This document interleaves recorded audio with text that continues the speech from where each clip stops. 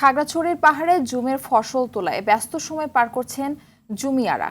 এবার ফলনও হয়েছে বেশ ভালো। সারা বছর পরিশ্রম শেষে জুমের ফসল ঘরে আসতে থাকায় হাসি ফুটেছে পাহাড়ি জুম চাষিদের মুখে। খাগড়াছড়ি সংবাদদাতার তথ্যচিত্রে বিস্তারিত জানাচ্ছেন নাদিরা সুলতানা। শিয়া বাটার ও ভিটামিন ই সমৃদ্ধ lily glam beauty soap. Lily, always beautiful. পাহাড়ে পাহাড়ে এখন পাকা ধান কাটার উৎসব চলছে। খাগড়াছড়িতে ধানের পাশাপাশি জুমে হলুদ, আদা, তিল, ভুট্টা, মরিচ, বরবটি সহ প্রায় 40 জাতের সবজি চাষ করেছেন জুমিয়ারা। এবছর আবহাওয়া অনুকূলে থাকায় ফলনও বেশ ভালো। সনাতন পদ্ধতির এই জুম চাষ ক্ষুদ্র নৃগোষ্ঠীর আদিম পেশা। মার্চ এবং এপ্রিল মাসে বীজ বপন করে সেপ্টেম্বরের মাঝামাঝি থেকে শুরু হয় ফসল তোলার পালা।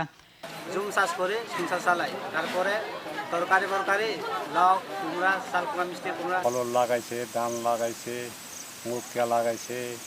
কিছু খাই, কিছু বেচে, এগুলো সংসার চলে। জুমে সেচ দেওয়ার প্রয়োজন হয় না বলে খরচও কম।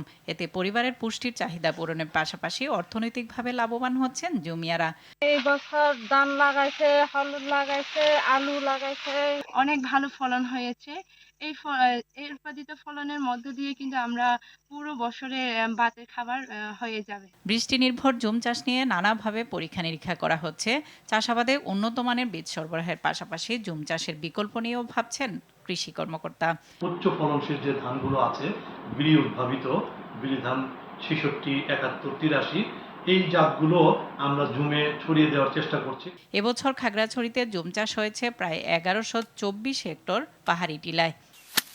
নাদিরা সুলতানা, RTV।